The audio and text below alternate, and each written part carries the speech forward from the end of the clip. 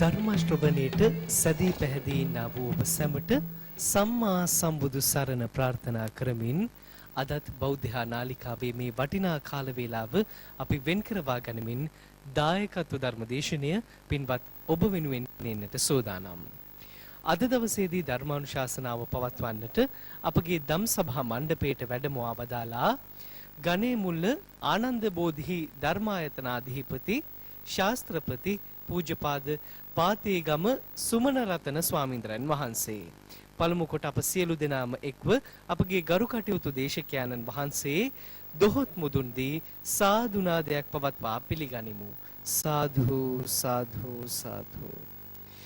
අද දවසේදී මේ ධර්මානුශාසනාව පවත්වන්නට තමන්ගේ සදැහැති දායකත්වයේ ලබා දී කටයුතු කරනවා කෑගල්ලේ පදිංචි විශ්‍රාමික පාඨශාලා පරීක්ෂක පී.ඒ. තෙන්නකෝන් මහත්මයා සහ දූදරු පිරිස. ඒ මතක් කිරීමත් සමගින් අපි හැමදිනම ධර්මානුශාසනාව ශ්‍රවණය කරන්නට මත්තෙන් තිසරණ සහිත පංචශීලයේ සමාදන් වීම සඳහා නැවත වාරයක් සාදුනාදයක් පවත්වා නමස්කාර පාඨය තෙවරක් සජ්ජායනා කරමු. සාදු සාදු සාදු. අවසරයි ස්වාමීන්ද්‍රයන් වහන්සේ. නමෝ තස් භගවතෝ අරහතෝ සම්මා සම්බුද්දස්ස. නමෝ තස් භගවතෝ අරහතෝ සම්මා සම්බුද්දස්ස. නමෝ තස් භගවතෝ අරහතෝ සම්මා සම්බුද්දස්ස. බුද්ධං සරණං ගච්ඡාමි. බුද්ධං සරණං ගච්ඡාමි. ධම්මං සරණං ගච්ඡාමි. ධම්මං සරණං ගච්ඡාමි. සංඝං සරණං ගච්ඡාමි. සංඝං සරණං ගච්ඡාමි. ဒ ුතියම්පි බුද්ධං සරණං ගච්ඡාමි. द्वितीयम्पि बुद्धं शरणं गच्छामि. द्वितीयम्पि धम्मं शरणं गच्छामि. द्वितीयम्पि धम्मं शरणं गच्छामि. द्वितीयम्पि संघं शरणं गच्छामि. द्वितीयम्पि संघं शरणं गच्छामि. तृतीयम्पि बुद्धं शरणं गच्छामि. तृतीयम्पि बुद्धं शरणं गच्छामि. तृतीयम्पि धम्मं शरणं गच्छामि. तृतीयम्पि धम्मं शरणं गच्छामि. तृतीयम्पि संघं शरणं गच्छामि. तृतीयम्पि संघं शरणं गच्छामि. පාණාතිපාතා වේරමණී සික්ඛාපදං සමාදියාමි. පාණාතිපාතා වේරමණී සික්ඛාපදං සමාදියාමි. අදින්නාදානා වේරමණී සික්ඛාපදං සමාදියාමි. අදින්නාදානා වේරමණී සික්ඛාපදං සමාදියාමි. කාමේසු මිච්ඡාචාරා වේරමණී සික්ඛාපදං සමාදියාමි. කාමේසු මිච්ඡාචාරා වේරමණී සික්ඛාපදං සමාදියාමි. මුසාවාදා වේරමණී සික්ඛාපදං සමාදියාමි. මුසාවාදා වේරමණී සික්ඛාපදං සමාදියාමි. සුරාමේරය මජ්ජපමා දට්ඨානා වේරමණී සික්ඛාපදං සමාදියාමි. සුරාමේරය මජ්ජපමා දට්ඨානා වේරමණී සික්ඛාපදං සමාදියාමි. මේ තිසරණ සහිත වූ පංචශීල ධර්මය මාර්ගඵල නිවන් පිණිසම හේතු වේවා. සාදු කියන සමන්ත චක්කවාලේසු අත්‍රා ගච්ඡන්තු දේවතා සද්ධම්මං මුනි රාජස්ස සුනන්තු සග්ග මොක්ඛදං ධම්මස්සවන කාලෝ අයං භදංතා ධම්මස්සවන කාලෝ අයං භදංතා ධම්මස්සවන කාලෝ අයං භදංතා නමෝ තස්ස භගවතු අරහතෝ සම්මා සම්බුද්දස්ස නමෝ තස්ස භගවතු අරහතෝ සම්මා සම්බුද්දස්ස නමෝ තස්ස භගවතු අරහතෝ සම්මා සම්බුද්දස්ස අන්ධ භූතෝ අයං ලෝකෝ තනුකෙත්ත විපස්සති සකුන්තෝ ජාල මුත්තෝව අපෝ සග්ගාය ගච්ඡති බණහඬ සූදානම් වෙන සත්පුරුෂ පින්වත්නි අද මේ ඇත්තන්ට ධර්ම දේශනාව සඳහා අපි මාතෘකා කරන්නට යෙදුනේ ධම්මපදයේ ඇතුළත් ලෝක වර්ගයට ඇතුළත්ව තිබෙන ගාථා රත්නය. බුදුරජාණන් වහන්සේ දේශනා කරන දීර්ඝ සූත්‍රයක් වාගේම කෙටි ගාථා රත්නයකක් තිබෙන්නේ එකම අමා රසය කියන එක මේ ඇත්තෝ කලින් තේරුම් අරගෙන තිබෙනවා. ඒ අමා රසය ඇති ධර්මය අපිට ඒ දහම් රසය හොඳට දැනෙන්නේ පින්වත්නි අපේ ප්‍රඥාව තියෙන ප්‍රමාණයට. ප්‍රඥාව තියෙන ප්‍රමාණයට දැනෙනවා වගේම ඒ ප්‍රඥාව මෙහෙයවල යම්කිසි දේශනාවක් ශ්‍රවණය කරනකොට තව දුරටත් ප්‍රඥාව ඒ තැනත්තාගේ මෝරනවා දියුණු වෙනවා. ඒක ඊටාම වැදගත් කාරණයක්. ප්‍රඥාවේ බුදුරජාණන් වහන්සේ උගන්වන ධර්මයට අනුකූලව ප්‍රඥාව අවසන් වෙන්නේ එහෙම නැත්නම් ප්‍රඥාවේ කෙලවරට යනවා කියලා අපි සලකන්න පින්වත්නි ලෝභ දේශ මෝහ දුරු කළා සම්පූර්ණයෙන්ම කෙලෙස් සංසිඳිලා නිවන් අවබෝධ කර අවස්ථාවක. එතකොට අපිට මේ සෑම දේශනාවකම මූලික අරමුණ තමයි නිර්වාණ අවබෝධය. අපිට මොන දේ තිබුණත් පින්වත්නි සසර නිර්වාණ අවබෝධය ලැබෙන තාක් කල්ම අඩු වැඩි වශයෙන් අපි සියලු දෙනාම නානාවිද දුක්ඛ වේදනාවන්ට ඒකාන්ත කොටම මුහුණ දෙන්න වෙනවා. ඒවා උපේක්ෂාවෙන් බාර ගන්නට වෙනවා. ඒවා උපේක්ෂාවෙන් බාර ගන්න ප්‍රමාණය අනුවත් අපිට දුක දුරු කරන්නට හේතුවක් වෙනවා. අපිට ලැබෙන දුක්ඛ දෝමනස්යන් නිසා අපේ සිත් ඇවුල් වැඩි වෙනවා නම් අපිට ඒ ගැටලුවට මූණ දෙන්න තියෙන හැකියාව අඩු නම් පින්වත්නි ඒ ප්‍රමාණයටම අපිට සසරක් දික් වෙනවා වගේම දුක් විඳින්නටත් හේතු වෙන බව අපි කලින්ම තේරුම් ගන්න ඕන දෙයක්. අපේ බුදුරජාණන් වහන්සේ අලව්නුවර වැඩ වාසය කරන අවස්ථාවේදී ස්වාමින් වහන්සේලාටත් කිහි පින්වතුන්ලාටත් බුදුරජාණන් වහන්සේ මරණ සතිය පිළිබඳ පින්වත්නි දේශනා කළා. මහණෙනි යම් කෙනෙක් මරණ සතිය වඩනවා නම් දියුණු කරනවා නම් නුවණින් මෙනෙහි කරනවා නම් ඒකේ බොහෝ විපාක ලැබෙනවය. ඒ වගේම මේ දුකින් නිදහස් වෙන්න ඒක මූලික කාරණයක් වෙනවයි කියලා බුදුහාමුදුරුවෝ දේශනා කරන්නට යෙදුණා. මේ මරණ සතිය පිළිබඳ දේශනා කළාම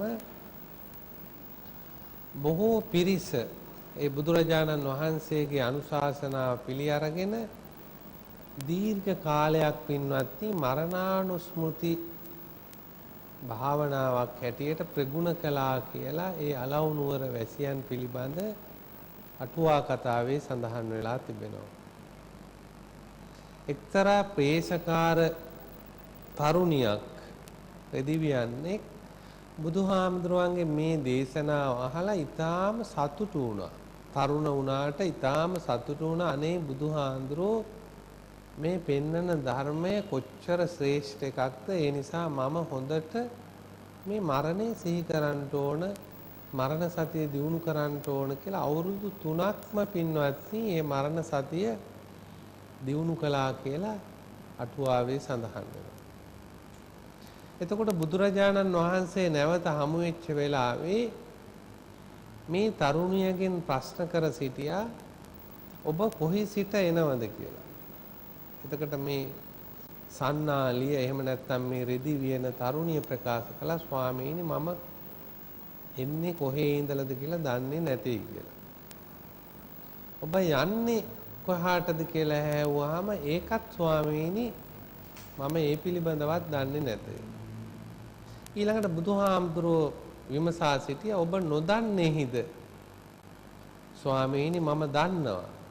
ඊළඟට ඔබ දන්නවද කියලා නැවත ඇහුවාම ස්වාමීනි මම නොදන්නෙමි කියලා මේ ප්‍රශ්න 4ක් ගැන ධම්මපදට්ට අටුවාවේ සඳහන් වෙලා තිබෙනවා.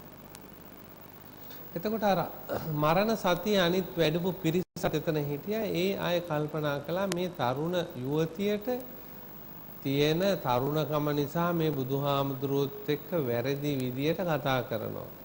ආතන ඇහුවාම ගෙදර ඉඳලායි ආවේ කියලා කියන්නේ නැතුව මේ විකාර කතා කරන තරුණ මදයත් එක්ක නෑ. බුදුහාමුදුරුවෝ නැවත ප්‍රශ්න කළා මේ තරුණ යුවතියකින් ඔබ කොහි සිට ආවද කියලා ඇහුවම ඔබ දන්නේ නැහැ කියලා ප්‍රකාශ කළේ මොකද්ද කියලා ඇහුවාම ස්වාමීනි මම ඉපදුනේ මොන ලෝකෙක ඉඳලාද කියලාද දන්නේ නැති බවයි මම තේරුම් ගත්තේ.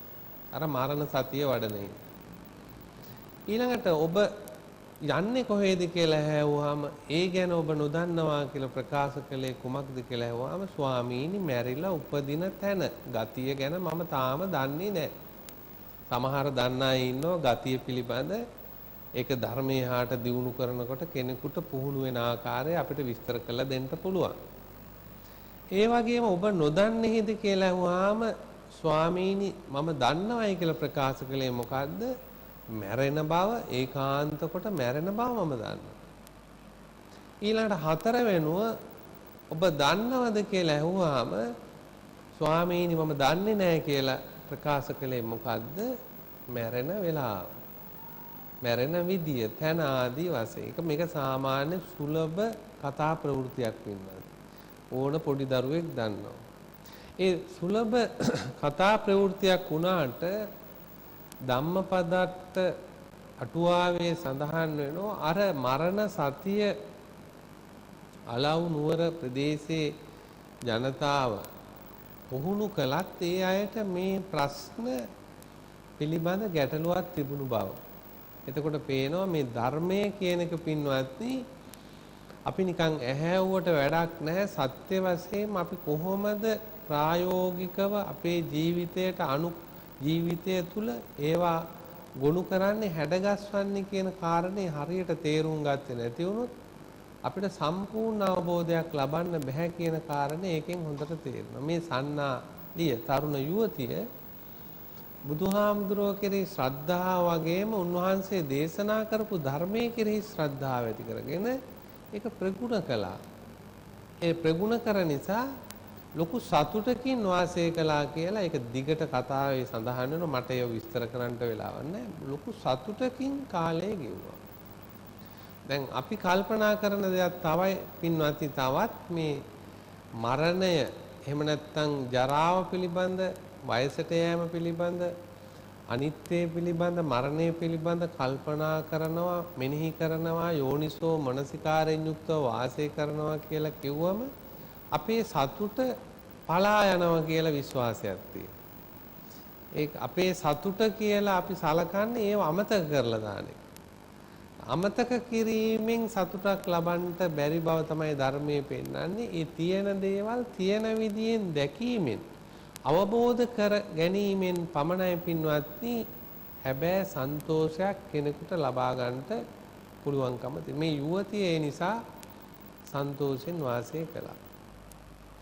එතකොට බුදුරජාණන් වහන්සේ භික්ෂුන් වහන්සේගෙන් විමසා සිටිනවා මහණෙනි නුඹලා මරණ සතිය මොන ආකාරයෙන්ද වඩන්නේ කියලා මේ ස්වාමීන් වහන්සේලාගෙන් ඇහැවුවාම ස්වාමීන් වහන්සේලා ප්‍රකාශ කරනවා මරණ සති සූත්‍රයේදී ස්වාමීනි මම නම් මේ මරණ සතිය එහෙම නැත්නම් මේ මරණය කියන එක සිහි කරන්නේ එක දවාලකුත් එක රාත්‍රියකුත් මට තිබුණොත් ඇති මේ බුදුහාමුදුරුවන්ගේ ශාසනය සිහි කරන්නට ධර්මයේ සිහි කරන්න මට එච්චර කාලයක් තිබුණොත් ඇති මොකද මට ඊට වඩා විශ්වාසයක් තියන්න බෑ මේ ජීවිතය ගැන. ඊළඟ ස්වාමීන් වහන්සේගෙන් බුදුහාමුදුරුවෝ ඔබ වහන්සේ කොහොමද? ස්වාමීනි මම හිතන්නේ දවසක් නෙවෙයි එක වරුවක් මට ජීවිතේ පැවතුනොත් ඇති මේ බුදුහාමුදුරුවන්ගේ ධර්මයේ සිහි කරන්නට. මට දවසක් ජීවත් වෙනවා කියන එකත් විශ්වාස කරන්න බෑ. අනිත් ස්වාමීන් වහන්සේගෙන් ඇහැවුවාම බුදුහාමුදුරුවෝ කියනවා එක පිණ්ඩපාතයක් ලබා ගන්න වෙලාව මට තිබුණොත් ඇති මම ජීවත් වුණොත් ඇති මේ මරණය ගැන මට සිහි කරන්නට බුදුහාමුදුරුවන්ගේ ධර්මයේ ගැන සිහි කරන්නට මොකද එතෙක් මම ජීවත් වේද කියලා මම විශ්වාස කරන්නේ නැහැ. ඊළඟ ස්වාමීන් වහන්සේගෙන් බුදුහාමුදුරුවෝ විමසා සිටියාම ඒ ස්වාමීන් වහන්සේ ප්‍රකාශ කළා ස්වාමීනි එක ආහාර පිටක් කටට අරගෙන ගිලින වේලාව තුල ජීවත් වුණොත් ඇති මට මේ ශාසන ප්‍රතිපදාව සිහි කරන්නට බුදුහාමුදුරන්ගේ ධර්මයේ සිහි. එතෙක් කල්වත් ජීවත් වේද කියලා මට හිතන්න බෑ. ඊළඟ ස්වාමීන් වහන්සේගෙන් විමසා සිටියාම ඒ ස්වාමීන් වහන්සේ ප්‍රකාශ කරනවා ස්වාමීනි උස්ම ඉහළට අරගෙන උස්ම හෙළන වෙලාවේ මම ජීවත් වුණොත් ඇති ඊට වඩා මට විශ්වාසය තියන්න බෑ ඒ ප්‍රමාණයත් මට ප්‍රමාණවත් මේ බුදුහාමුදුරන්ගේ ධර්මයේ සිහි. එතකොට බුදුහාමුදුරුවෝ මේ ටික අහලා ප්‍රකාශ කරනවා මහණෙනි අර දවසක් ජීවත් වෙන්න ඕනේ කිව්ව තැනත්තත් ඒ වගේම වරුවක් ජීවත් වෙන්න ඕනේ හිතාගෙන හිටි ස්වාමින් වහන්සේත් ප්‍රමාද විහරණයෙන් යුක්ත දෙපණක්ය. ඒකත් ප්‍රමාදය. අර එක ආහාර පිටක් ගිලන වෙලාව. එහෙම නැත්නම් ආශ්වාස ප්‍රාශ්වාස ගන්න වෙලාව ප්‍රමාණයේ තරම් කල්පනා කරපු එක අප්‍රමාදී විහරණයයි කියලා බුදුහාමුදුරුවෝ කියනවා. එතකොට බලන්න මේ මරණය කියන එක කොතරම් ඉක්මනට වහ සිහි කරගෙන කටයුතු කළ යුතුද කියන එක එතන සඳහන් කරනවා.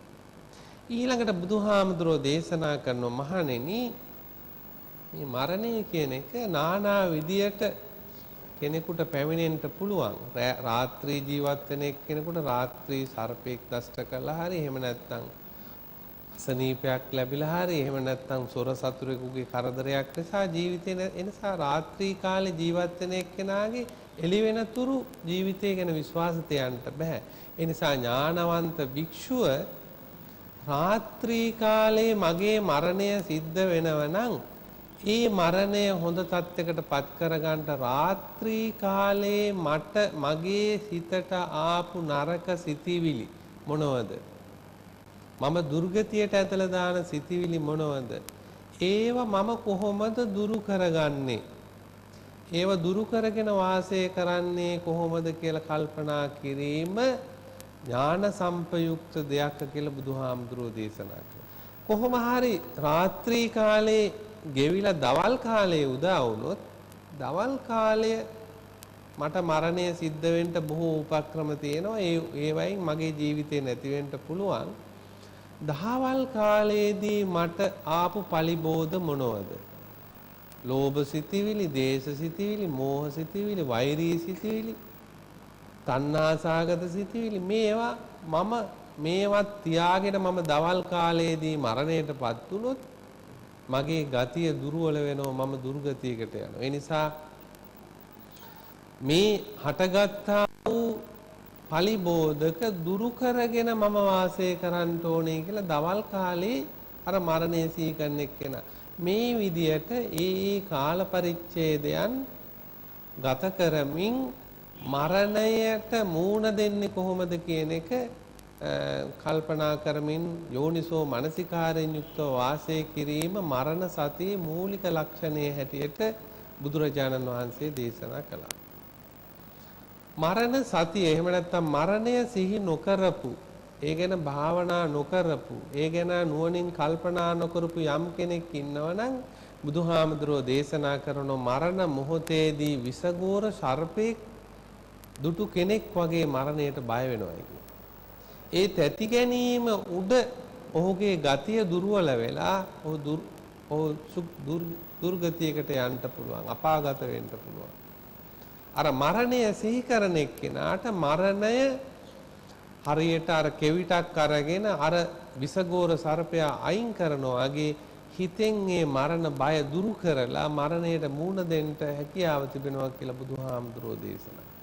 එතකොට දැන් මේ මරණය සම්බන්ධ කරගෙන මේ ගාථා මාතෘකා කළේ. එතකොට මේ ගාථාවේ අර්ථය අන්ධ භූතෝ අයං ලෝකෝ, මේ ලෝකෝ කියලා කිව්වේ මේ ලෝකය කියන එක වැහිලා තියෙනවා.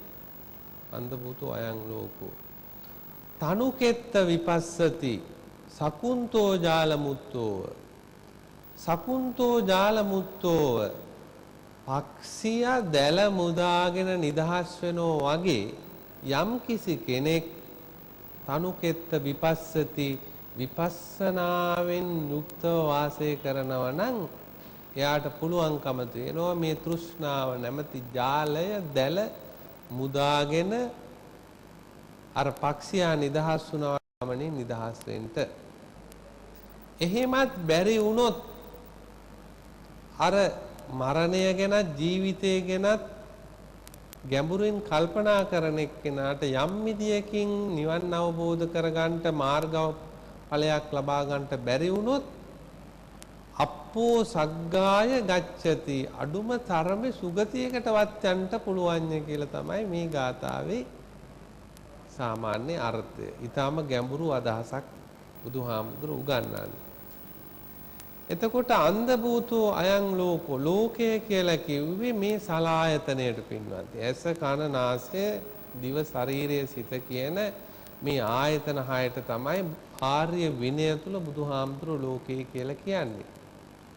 ඒකම තමයි ওই බඹයක් පමණ ලෝකය කියලා කියන්නේ. ඒ කොහොම කිව්වත් මේ සලායතනයට තමයි අපේ බුදුරජාණන් වහන්සේ මේ නිවන් අවබෝධ කරන එක්කෙනාට ලෝකය කියලා හඳුන්වලා දෙන්නේ. චසු ලෝකෝ සමුප්පන්නෝ චසු කුබ්බති සන්තවං, මේ හයේම තමයි ලෝකය හටගන්නේ, මේ හයේම තමයි ලෝකය පවත්න්නේ කියලා බුදුහාඳුරෝ දේශනා කළා.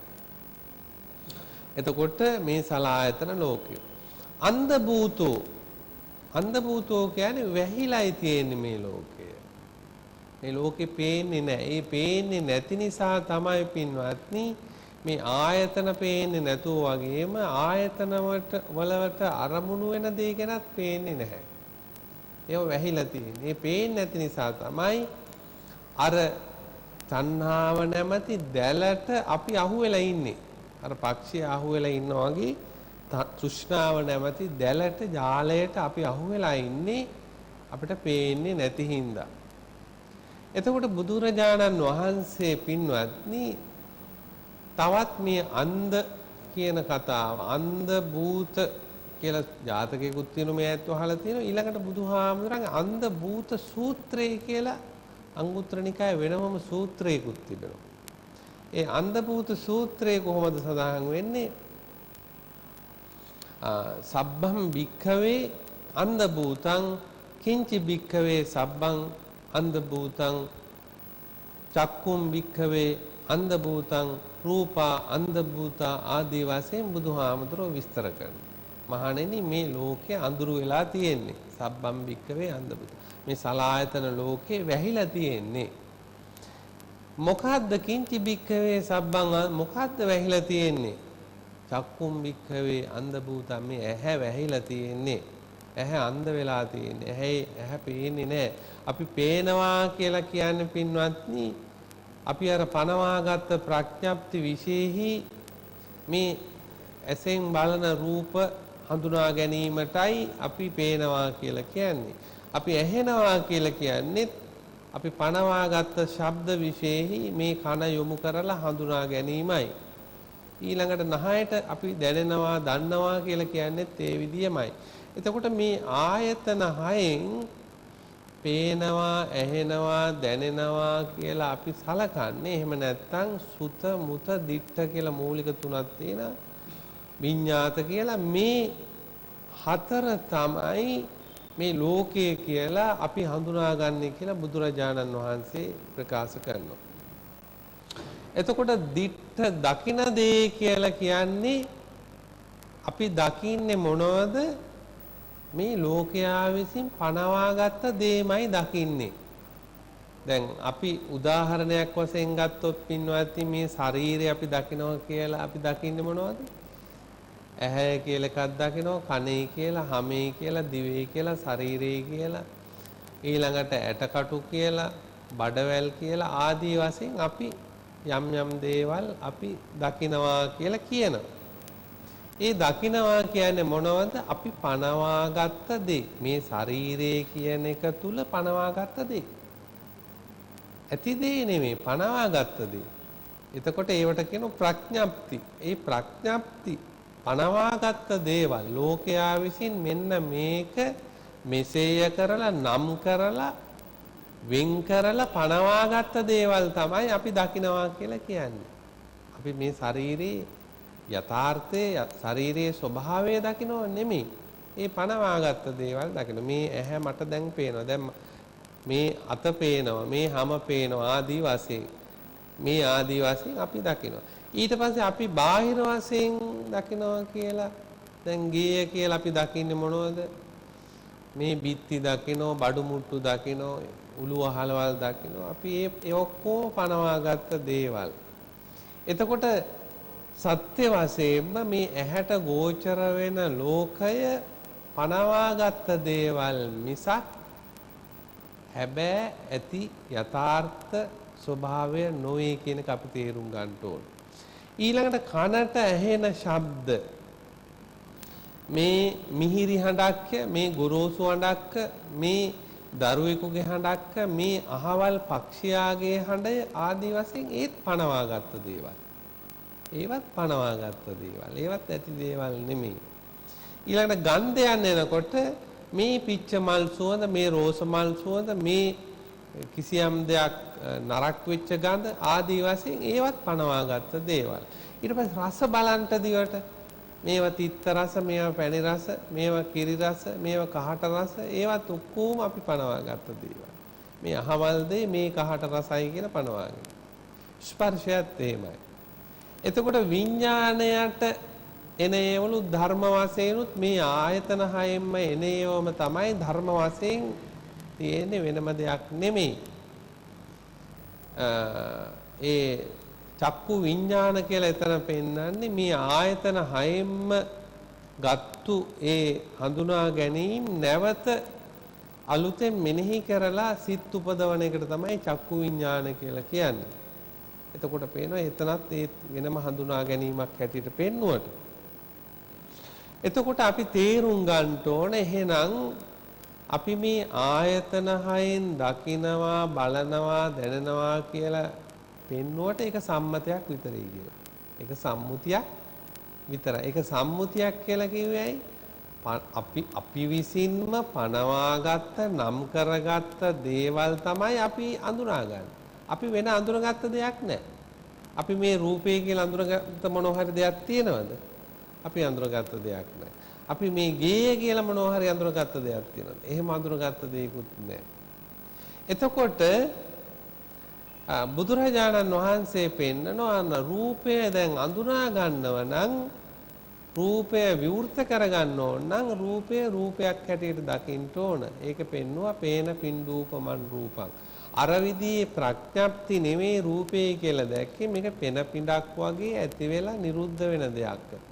අන්න ඒක දැකීමක්. හැබැයි ඒක අපිට පේන්නේ නැහැ. මේ රූපය ලස්සනයි, මේක තරුණයි, මේක මහලුයි ආදී වශයෙන් අපි දකිනෝ විනා අර රූපයේ තියෙන යථාර්ථයක් පිළිබඳ අපිට දැක්මක් නැහැ. ඒ කියන්නේ ඥාණයෙන් දැකීමක් නැහැ. එතකොට පේනවා පින්නත් ප්‍රඥාප්ති ලෝකය තුල එහෙම නැත්නම් පණවාගත්ත සම්මත ලෝකය තුල මේ ආයතන හසුරවන එක ඇත්ත වශයෙන්ම බුදුරජාණන් වහන්සේ මේ ගාථා රත්නයට අනුව පෙන්වන්නේ අන්ධ භූතෝ අයං ලෝකෝ. මේක අන්ධ වීමක් හැටියට, වැහි තිබීමක් හැටියට. මෙය නොවේ යථාර්ථය. යථාර්ථය ඊට ඔබෙන් තියෙනවා. එතකොට මේ පනවාගත්ත ලෝකය තුල අපි ඒක තමයි ඇත්ත කියලා බාර අරගෙන ඉන්නවා. ඒ බාර ගත්තාම මොකද වෙන්නේ ඇත්තයි කියලා? ඊළඟට ඒවට අපි සමහර දේවල් වලට ආශාව ඇති කර ගන්නවා. සමහර දේවල් කෙරෙහි තරහ උපදව ගන්නවා. සමහර දේවල් තමන්ගේම කරගන්න ලොකු උත්සාහයක් ගන්නවා. මේ ආදී වශයෙන් මේක සත්‍යයක් කියලා බාරගත්ත මොහොතේ ඉඳලම එතකොට චක්කුං භික්ඛවේ අන්ධ භූතං රූපා අන්ධ භූතා චක්කු සම්පස්සෝ අන්ධ භූතං. ස්පර්ශය කියන එක එහෙනම් ඇති වෙන්නේත් ඒක තුලමයි. අර පනවාගත්ත දේවල් තුලමයි ස්පර්ශය. ස්පර්ශය කියන එක පින්වත්නි මේ ඇහි ඇති වෙන එකක්වත් කනේ ඇති වෙන එකක්වත් නෙවෙයි, ඒකත් මනේම ඇති වෙන දෙයක්. ඒ ස්පර්ශය කියන එක ඊටාම ගැඹුරුයි. ඒක දේශනාවක් හැටියට මෙතන විස්තර කරන්න බෑ.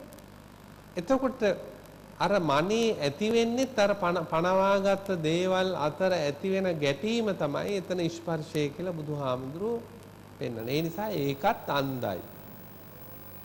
ඊළඟට ස්පර්ශය නිසා යම් uppajjati සුඛං වා දුක්ඛං වා අදුක්ඛම සුඛං වා කියලා යම් කිසි වේදනාවක් හට ගන්නව නම් සුඛේ කියලා ඒකත් බුදුහාමුදුරුවෝ පෙන්වන වැහිලයි කියලා. ඊළඟට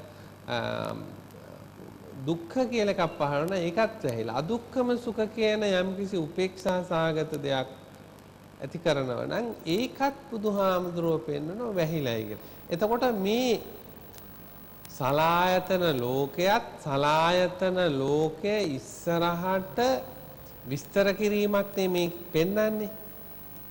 රූප දකිනවා, ස්පර්ශ ලබනවා, ඊළඟට වේදනා හට ගන්නවා, වේදනා නිසා ඒ දිගට මේ සලායතනය විස්තර කිරීමක්. එතකොට ඒ ආරම්භයේ පටන් මේ සලායතනය කොච්චර දුරට එහාට විස්තර කරගෙන ගියත් බුදුහාමුදුරුවෝ පෙන්වුවේ සබ්බම් භික්ඛවේ අන්ධ භූතං. මේ සියල්ලම අන්ධයි කියලා. විවෘත නැහැ. ඒ නිසා බුදුරජාණන් වහන්සේ මේක අන්ධ නම් මේක වැහිලා තියෙනවා නම් ඒ වැහිච්ච තැන පින්වත්නි අපි මේ සංසාරයට හේතු වෙන මූලික වශයෙන්ම මේ තණ්හා ජාලයෙන් එහෙම නැත්නම් තණ්හා දැලට අපි අහු වෙලා ඉන්නේ. මේ දැලෙන් එළියට යන්නේ නැහැ. අර වැහිලා තියෙන නිසා සකුන්තෝ ජාල මුත්තෝ කියන්නේ දැල මුදා ගන්නවා කියන එක. දැල මුදා ගන්න බෑ. අපි දැලේම ඉන්නවා. අර දැලට අහුණු පක්ෂියෙක් වගේ මේ ආයතන ලෝකය අපේ ලෝකය හැටියට, මගේ ලෝකය හැටියට තදින් බාර අරගෙන කටයුතු කරගෙන ඉන්නවා. ඒ කටයුතු කරන ඉන්න එක්කෙනාට අර ජරාවට යන එක නවත්තන්න බෑ. මේ වැහිච්ච ලෝකයේ තුල හම්බ වෙන දේවල් තමයි ඒ ජරාවට යන එක. ව්‍යාධියටපත් වෙන එක, මැරෙන එක. ඒ අර වැහිච්ච ලෝකයේ තියෙන. ඒකට විවෘත වෙච්ච ලෝකයේ තුල අර දැල මුදාගෙන ගිය ලෝකයේ තුල වයසට යෑම පෙන්වන්නට බෑ. ජරාව මරණය පෙන්වන්නට බෑ. ව්‍යාධිය පෙන්වන්නට බෑ. ඒ පෙන්වන්න බැරි හින්දා අපි ඒවට කියනවා අජරාමර සංඛ්‍යාත අමූර්ත මහා නිර්වාණය කියන වචනය. වචන 33ක් සංයුත්ත නිකායේ සඳහන් වෙලා තියෙනවා. අජර අමර මේ ආදි වශයෙන් මේ නිර්වාණය ගැන පෙන්නලා. ඒ දැලෙන් මේ තණ්හා ජාලයෙන් නිදහස් වෙච්ච. එහෙනම් අපි හැමදෙනාම මේ තණ්හා ජාලයට අහු වෙලා, ඒ කියන්නේ දැලට අහු වෙලා. ඒ දැලට අහු වෙලා නම් ඒ දැලෙන් මුදා යන්න පින්වත්නි. ඒ දැල මුදා ගන්නටත් උන තමාමයි. ඒ තමා මුදා ගන්නට ඒ දැල මුදා ගන්න එක ක්‍රමයක් තමයි බුදුරජාණන් වහන්සේ මේ ගාථා රත්නයේ නිදාණය කරගත්ත මරණ සතිය. මරණය මෙනෙහි කිරීම, මරණය තේරුම් ගැනීම. ඒ මරණය කියන එක පින්වත්නි තේරුම් ගන්නට කෙනෙකුට අවස්ථාව ලැබෙන්නේ ජීවත් වෙනකොට. මැරෙන අවස්ථාවේදී ඒ ජීවත් වෙනකොට කොච්චර දුරට මරණය තේරුම් ගත්තද, මරණය පුහුණු කරලා තියෙනවද කියන එක එතෙන්ට බලපාන විනා අලුතෙන් මරණයක් පුහුණු කරන්නට එයාට පුළුවන් කමක් ඇත්තේ නැහැ. එතකොට මේ බුදුහාමුදුරුවෝ පෙන්නන මූලික මරණය තමයි පින්වත්නි අපි මේ මොහොතේම මේ මොහොතේම අපි මරණයටපත් වෙන එක. ඒක බුදුහාමුදුරුවෝ මේ ගාථා රත්නයේ පෙන්නනවා. තනුකෙත්ත විපස්සති. එයා වහාම විපස්සනාවෙන් යුක්ත නම් අන්නේ මරණය යාට තේරුම් ගන්න පුළුවන්. එයා විපස්සනාවෙන් යුක්ත නැත්නම් යාට මරණය තේරුම් ගන්නට බෑ. එහෙනම් මරණය තේරුම් ගන්නට තියෙන ඒකායනම භාවනා ක්‍රමය පින්වත්නි විදර්ශනාව. ඒ විදර්ශනාවට මුල් වෙන්නේ මූලික ධර්ම තුනක්. ඒ තමයි මේ ජීවිතය ශූන්‍ය වශයෙන් බලන එක, ශුන්‍යතෝ ලෝකෝ. ඒ වගේම මේ ජීවිතය අනිමිත්ත වශයෙන් බැලීම. අනිමිත්ත වශයෙන් මේක නිමිත්තක් ගන්නට බෑ කියලා තේරුම් ගැනීම. ඒ වගේම මේ ජීවිතය පින්වත්නි අපනිහිත, මෙතන තෘෂ්ණාවක් පහළ කරන්නට නතර වෙන්න තැනක් නැහැ කියලා තේරුම් ගැනීම. ශුන්‍යත, අනිමිත්ත, අපනිහිත. ඒකම තමයි පෙන්වන්නේ අනිත්‍ය, දුක්ඛ, අනාත්ම කියන ධර්ම. එතකොට කෙනෙක් හිතන්න පුළුවන් දැන් අපි මේ සම්මත ලෝකේ, ප්‍රඥප්ති ලෝකයේ තුල ජීවත් වෙන එකට මේ සම්මිති ලෝකය කියලා කියන්නේ. ඒ සම්මුති ලෝකයේ තමයි අපි මේ අවදි වෙලා ඉන්නේ. අපි හැම කෙනෙක්ම අවදි වෙලා ඉන්නේ සම්මුති ලෝකෙට. එතකොට අවදි වෙලා ඉන්නවා කියලා ප්‍රකාශ කරාට බුදුහාමුදුරන්ගේ ධර්මයට අනුව අපි අවදි වෙලා නැහැ. නමුත් අර අවදි වුණා කියන එක සම්මුතියක් පමණයි. ඇයි? අර ප්‍රඥප්ති වල තමයි අපි අවදි වෙලා ඉන්නේ. ප්‍රඥප්ති වල අපි පනවාගත්ත දේ තුල විතරක් අපි අවදි වෙලා ඉන්නවනම් ඒක අවදි වුණා කියලා කියන්නේ සම්මුතියක් විතරයි. ඒ සම්මුතිය බුදුහාමුදුරුවෝ පෙන්වන එක වචනයකින් මේ අවදි වෙලා එහෙනම් ඉන්නේ මොහොකටද? වැහිලා නම් මෙතන ඉන්නේ.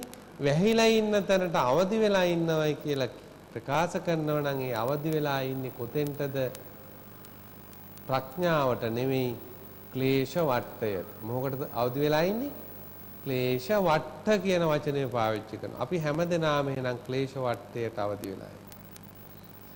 එතකොට පේනවා මේ ලෝකයාගේ අවදිය අන්ධ භූතෝ අයං ලෝකෝ. මේ ලෝකයා අන්ධ භූතේ කියලා කියන්නේ පනවාගත්ත ප්‍රඥප්ති වලට අවදි වෙලා ඉන්න නිසා බුදුහාමුදුරුවෝ එක වචනයක් පාවිච්චි කරනවා. අපි අවදි වෙලා ඉන්නේ ක්ලේශ වට්ටේ. එහෙනම් අපි ඉන්නේ ක්ලේශ වට්ට කියලා කියන්නේ වට්ට කියන්නේ වෘතයක් කියන එක. රවුමක් වගේ එකක්. ඇයි? මේ කෙලෙස් වට්ටය තුල ඉන්නකොටම කෙලෙස්ම තමයි එහාට මෙහාට අපි පරිහරණය කරන්නේ. දැන් අපි ලෝභකමක් ඇති වුණොත් ඒ ලෝභකම තමයි එහාට මෙහාට ගමන් කරන්නේ. ද්වේෂයක් ඇති වුණොත් එහාට මෙහාට නැවත නැවත ගමන් කරන්නේ ඒකමයි. එතකොට ඒවාම මේ චක්‍රයක් වගේ වටවලල්ලක් තුල අපිට ජීවිතේ ගෙවෙනෝ විනා පින්වත්නි මේ වටවලල්ලෙන් ක්ලේශ වටෙන් අපිට නිදහසක් නැහැ මේ අන්ධ වෙච්ච එහෙම නැත්නම් වෙහිච්ච ලෝකයේ තුල කියලා බුදුහාමුදුරුවෝ කියනවා. එහෙනම් විදර්ශනාව කියලා කියන්නේ මොකද්ද? තනුකෙත්ත විපස්සති